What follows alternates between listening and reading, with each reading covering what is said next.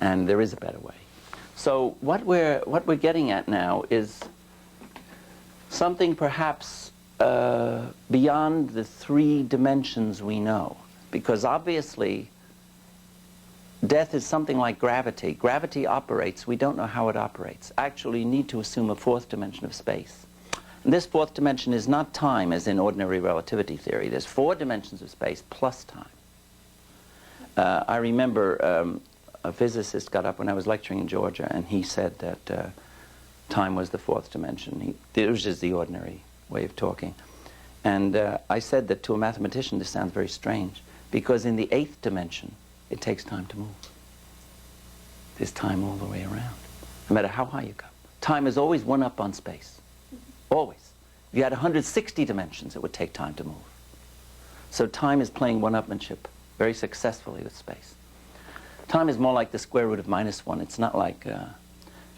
Anyway, now, supposing you had a room, and this 2-dimensional being is in this room. Let's make a window here, and a door which you can close. Say the door is closed. There's a window, put another window, get a little light. This being can only go flat. Now supposing you use 3 dimensions and you took this little disk and you put it out here. And if this were intelligent, this being would say, which direction did you take me out of the room? And you'd say, well, a direction that you're not familiar with. Well, he'd say, well, it has to be one of these infinite directions. There's an infinity of directions. Infinity of them. Did you take me out anywhere near the door, anywhere there's windows? No. We took you out in a direction perpendicular to that entire infinity. Well, he'd say, you're mad. This is an infinity. What are you talking about? Perpendicular to an infinity. Think I'm crazy? Well, you'd say, no, you just don't see the other direction. Then you teach him to meditate, or he gets to meditate. And so he goes in. Meditation goes in, all right? But actually, it does more than that. He would raise a little bit out this way. He meditated. And you can tell that you have moved when you meditate, because if you really get into a deep state, even of concentration, let alone religious meditation, just a genius concentrating on a symphony, the shock, if you're suddenly interrupted, is like you fell. There was a story that Beethoven was interrupted by the maid coming in with breakfast, and he threw all the dishes on the floor. He was so upset because he was shocked. He got out of this extreme concentrated state. It was like, and it fell back. So you'd say, no, I took you in a direction perpendicular to all those, then moved you parallel to your world, and then put you down again. So we, therefore, assuming a 4th dimension of space, just one, we could get out of this room. Oh, it fell again. Oh, well, that's the tape. Oh, I see. Okay. That's fine. Now our communication line is restored.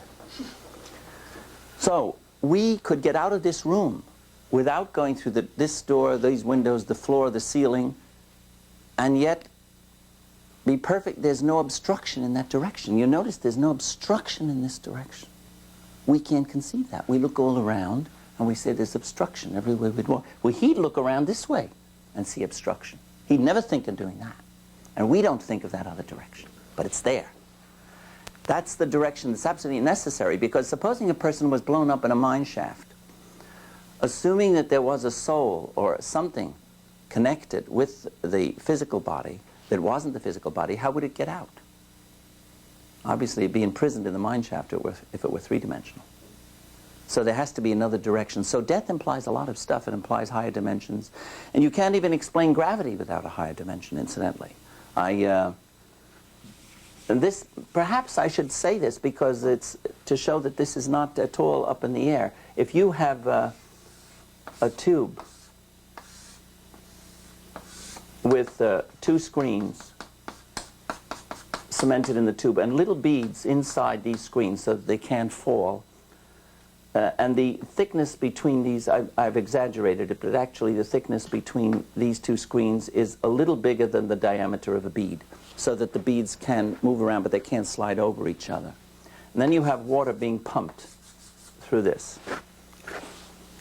Now, the velocity of this, you have it at a fairly rapid velocity. The velocity will be less at the sides of the tube because there'll be friction. So the velocity profile will be like this, more or less like this, with the highest velocity here and less velocity at the sides of the tube. Now, this means that the liquid going through the center of those sieves will go faster. That will create a partial vacuum because the water is pulling away from itself at a faster rate. That, in turn, will cause, the vacuum will cause the beads to cluster together at the center of this tube. Well, a two-dimensional being in there would say that there was a central force pulling him toward the center. In other words, you have two-dimensional gravity. If that water goes fast enough, these beads are going to be pulled toward the center. And he'd say that there's a gravitational system here where actually it's a flow in a dimension higher than his own that's causing it. Now, we have the same thing with the solid Earth. And recently they found the moon is hot at the center. Why would the moon be hot at the center if the normal theory of cooling worlds goes on? The moon should have cooled off a long time ago. Even the little moons of Jupiter are hot at the center. They have volcanoes in them. How come? Well, if there were this force going through a higher dimension of space, creating the same effect, all these atoms would be mashed together to the center. There'd be intense heat created at the center as well. So we have a beautiful explanation of gravity with this theory of just one more spatial dimension. Again, if you shoot a bullet, it doesn't go straight. It spirals like the DNA. It turns. So do little one-celled animals, flagellates. They spiral as they go. So the reason for that is that you lose less energy when you're screwing than when you're ordinarily translating.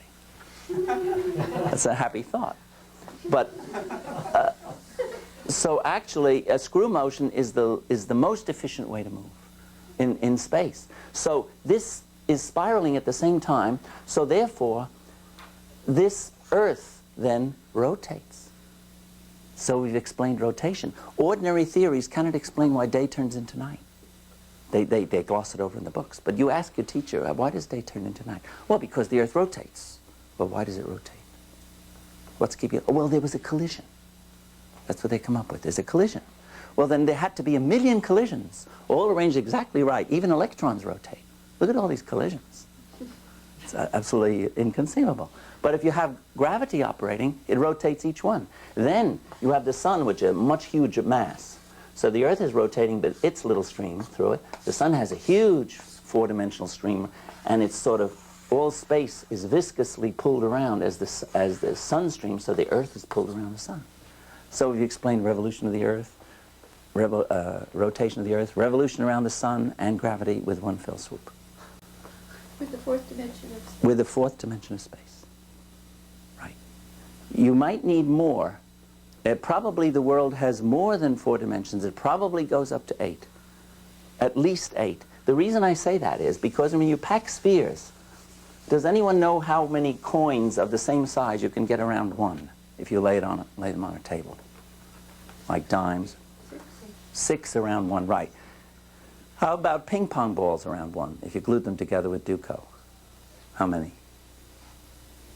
Any guesses? Oh, no. Because you could get 6 right around there, but you'd have space above and below. Right, 3 dimensions. So you got space for 3 above now and 3 below, so you got 12. You got 12 ping pong balls. In 4D, you can get 24 ping pong balls around one. In 5D, you can get 40. See, every time you get a new dimension, you get more stuff, more space. So when you get up to 6D, you got 72, 7D, 126 go around one. And in 8 dimensions, 240. Now, that's an interesting number, because at 240, a lot of interesting things happen. It was a sacred number on the walls of Edfu, the old Egyptian temple. Thoth, the god of wisdom, is writing it. I just revisited it in January, and it was really nice to see it again. Why did they pick out 240? Well, now there's a formula for the number of spheres that go around one in a dimension n.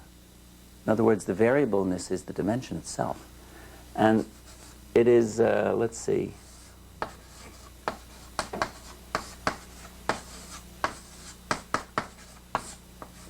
something like that.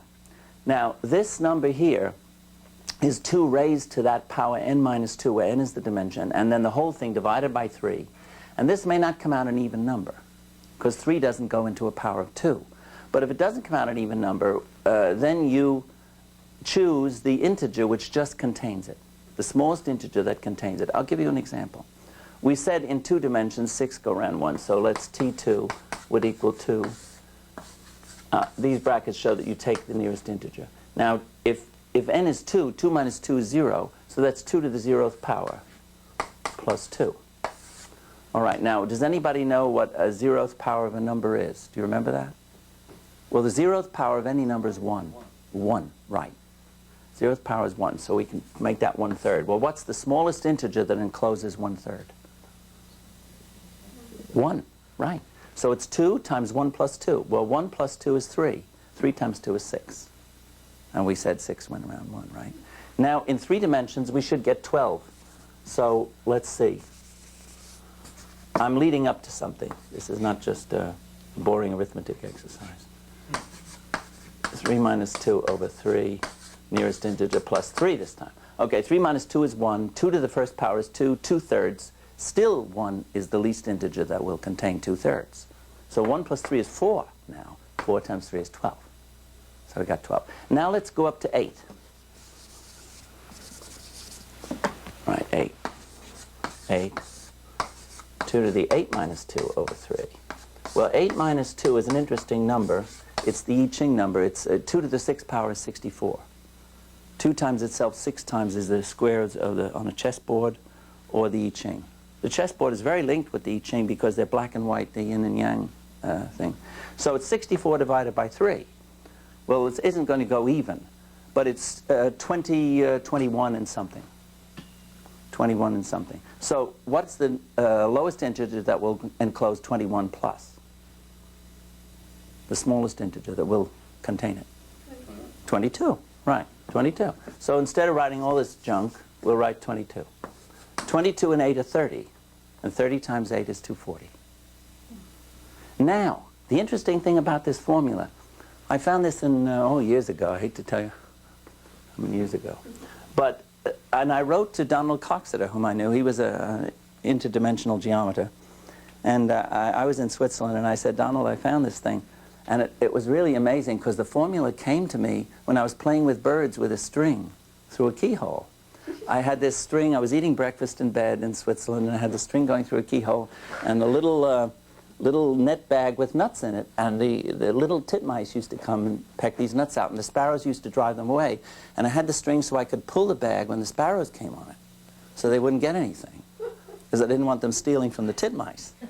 And I was pulling this string and thinking about higher dimensional spheres, and suddenly I went into another state of consciousness. And this formula came. It took me about a year till I proved it. But the interesting thing about this formula is that it's valid only from n to 1 to 8. It stops after 8. It's no longer valid. So the whole structure of space changes after 8 dimensions.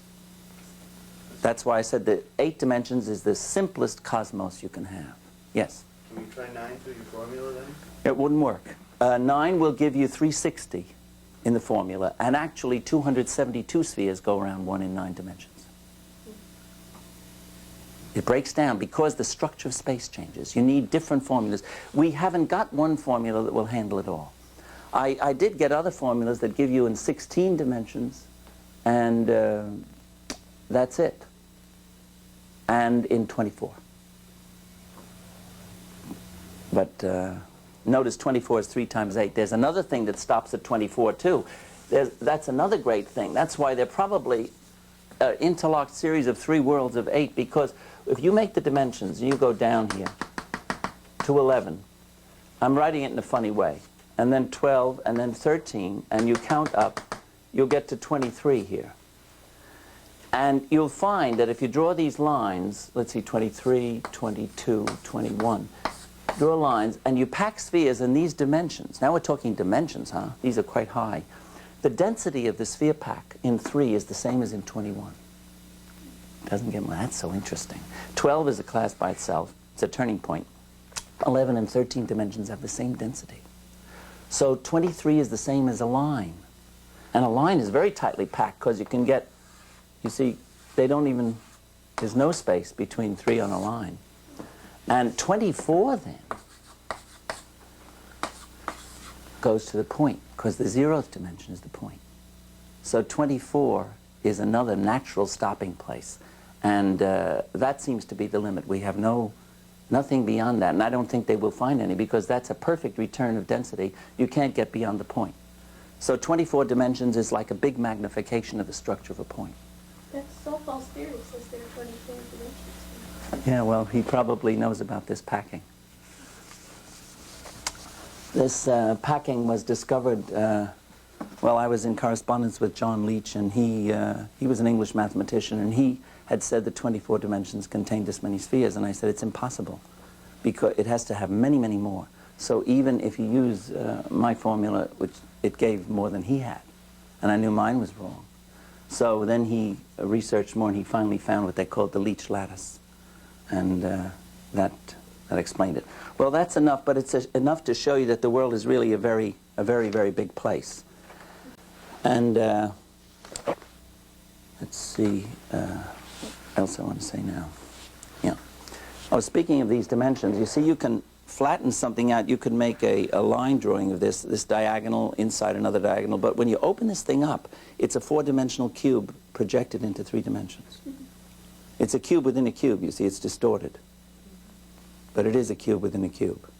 And that's the way a 4-dimensional cube looks. If you count the edges, you'll find that there's 12, you see 12 in one cube and 12 in this big cube, and then there's connecting. So there's 32 edges, there's 8 connecting edges. And it has 16 vertices, 4-dimensional cube has. So it is a 4-dimensional cube projected into 3-dimensional space, just as we can make a, I don't know where the chalk went. Oh, there it is. A 3-dimensional cube, we can project it in 2 dimensions like this, as all artists know. We can draw the dotted lines, and we project. That's flat, but it look. So this is a similar sketch of a 4-dimensional cube in 3D. And this is another interesting thing, because if you make these models like this, you see 3 of them just fit together like this vertically, and then the other one goes in horizontally. And you have a 12-sided figure, which is an image of a 4-dimensional cube also. And some seed pods are like this. This just fits in there. And this is a 12-sided figure. It's called a rhombic dodecahedron. But it actually is an image of a 4-dimensional cube. And nature seems to follow a lot of these things. In fact, if you take flowers, or pine cones, you can see spirals. I had some pine cones around here. Don't know what happened to them. I wanted to show them to you. They must be in the other room. Anyway, we can get them later. I don't see them offhand now. But they have spirals around them like this. And so does the heart of a daisy have those same spirals. If you look at a daisy before, these are the petals and so on, but before it opens up with a yellow center, it has a green center. And if you look at the green, the way they're arranged, these little things are arranged in spiral lines. And they're not, these are just the paths, they're actually arranged in dots. You know, each one is a floret. But the dots are so arranged that you could also make spirals this way too. And you can count a different number when it goes one way than the other. And you find that these numbers all belong to a certain series. If you count 1, 2, 3, you can say 1, 2, 3, 4. But 1, 2, 3, you could also say 1 plus 2 are 3, 2 plus 3 are 5. 5 and 3 are 8. 8 and 5 are 13. 13 and 8 are 21. 21, 3, 34, then 55, 89. Now, I've found sunflowers, big sunflowers, with exactly 55, 89 spirals. Not 54, not 90. the flowers will never vary. There'll be always one of these two pairs. Now, flowers have to be at least 13. Pine cones can be 8-13, or they can be 5-8. It's sort of an evolutionary thing. A zinnia is 13-13, just made it. And grasses are 3-5. The way grasses, wheat is arranged, you find 3 spirals and 5 the other way. And very primitive plants, 2-3. Now when we get down to 2, let me first do something. Let me go backward. If you want to get the 1 backward, you say 3 from 5 is 2. See, 5 from 8 is 3. 2 from 3 is 1. 1 from 2 is 1. So it would have to start with 2 1s. And when you're here, you're at the DNA level. 1 and 1. Now the next one back, 1 from 1 is 0. Well, 0 and 1 would be the next pair. Well, that's RNA. It has nothing on the one strand. It has a... So you have finally at the bottom RNA, and you got your RNA spirals, showing that they belong to the plants more than the animals. And they're explaining things to us that way. Now, there's another series related to this. I call it the, well, it's called the Lucas series.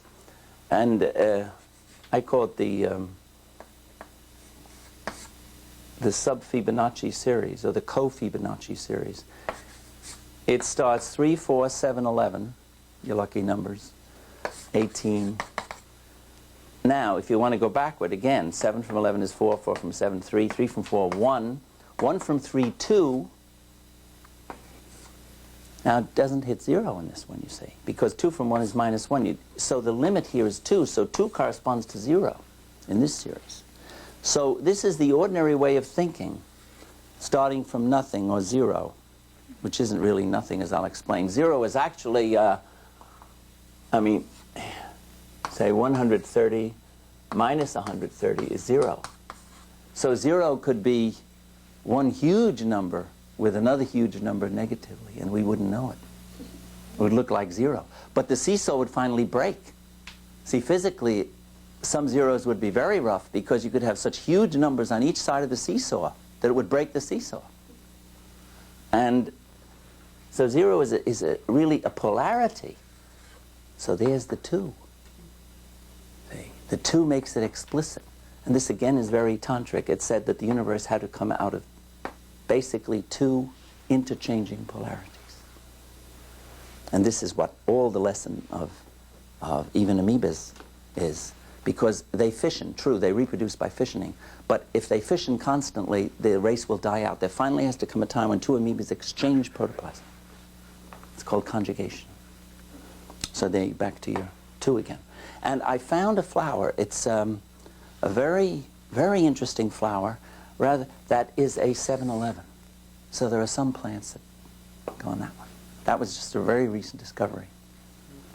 So you see this form and order all the way through, and randomism just doesn't answer. It doesn't cut the mustard.